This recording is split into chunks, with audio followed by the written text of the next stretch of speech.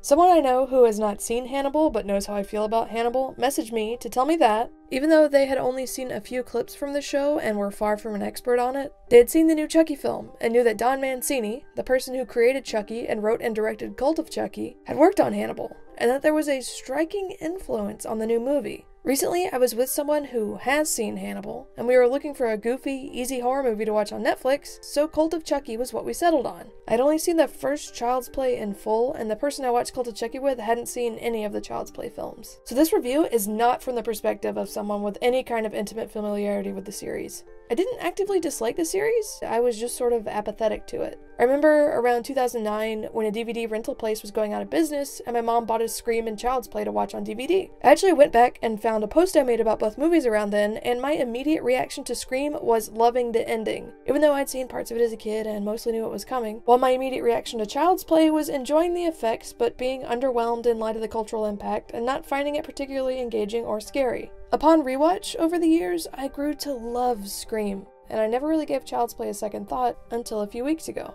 There are two scenarios in which I'd highly recommend that you watch Cult of Chucky. One is if you're a big Child's Play fan or a huge horror franchise fan in general. This isn't a great movie, but it's an interesting movie considering it's the 7th in a horror franchise that started almost 30 years ago, and it has some, admittedly surface level, horror homages, and I'm sure plenty of fun Child's Play lore stuff that went over my head. The second scenario in which I'd highly recommend that you watch this movie is if you're a fan of NBC's Hannibal. I'm really glad I watched this movie with someone I had watched most, if not all, of Hannibal with, because there was so much to it that was lifted directly from the show. The most immediate influence is the aesthetic, with ever-present falling snow and a bluish color palette where red pops, and somehow also the golden aesthetic of Hannibal's European scenes. In an interview with Player One, Mancini said of the influence that a lot of it is the aesthetic, the sort of Brian Fuller-esque beauty of horror aesthetic. Although it's something I've tried to do in previous films, it's something Brian and I have in common, I think I took a little bit from him here. It also makes sense that this movie would look like Hannibal, considering that on top of Mancini, Michael Marshall, who shot Curse of Chucky and Cult of Chucky, also shot the Hannibal series finale. There are other more direct references or homages to NBC's Hannibal that I won't spoil. One caught us completely off guard and we laughed and yelled, "What?"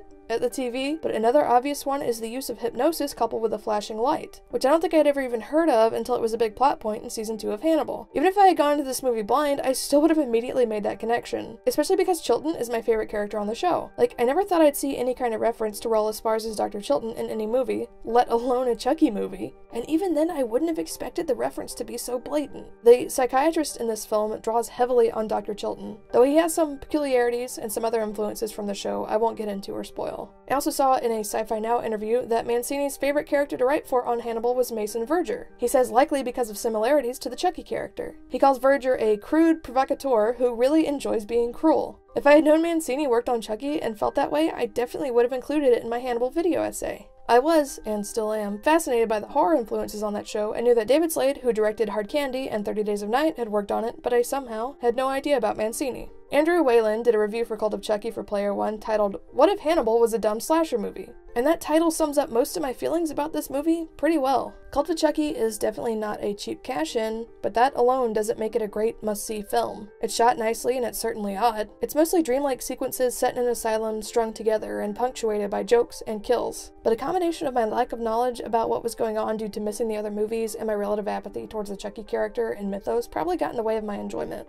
And, as Whalen said, it's a really, really dumb movie. Some of the plot is just straight up nonsense, and despite some shocking and beautiful sequences of violence, the whole thing is still really goofy. Hannibal could be goofy, but there was a lot more to it thematically and subtextually, and it was much more gruesome and disturbing than Cult of Chucky is. It was cool to see similar visuals divorced from everything else I love about that show, though. It gave me a new way to look at Hannibal, which is impressive, considering I spent so much time watching it and researching it and analyzing it, both as a fan and for the essay. Overall, Cult of Chucky would have been a completely different experience, and probably a much less positive experience for me, if I wasn't as big of a fan of NBC's Hannibal as I am. What it did give me, and what I did enjoy because of being a fan, was seeing the visual elements of my favorite TV show applied in a different context, giving me a new perspective and a new way to appreciate them in their original context. And seeing a big fan of my favorite show and someone who is fortunate enough to work on it as a fan, use his huge horror franchise to express his love of Hannibal. I'm not saying that I'm suddenly in love with Chucky as a character and Child's Play as a franchise now, but I'm happy that I got to learn a little more about Mancini, and I regret writing him off. Hannibal was a show made by a huge fan of the Thomas Harris source material, Gabriel, and as it turns out, a Chucky fan as well. So it's really cool to see the creator of one of the most popular and enduring slasher franchises then turn around and use that franchise to give an homage, and a very clear, obvious one, to a canceled TV show. I thought it was a really bold move, done in a sincere and open way, and regardless of what I think of the movie as a whole, I really appreciated it. If you enjoyed this, please check out my other reviews and my video essays and short films on my channel. If you have some spare money, please consider donating to my Patreon. Happy Halloween, and thanks for watching!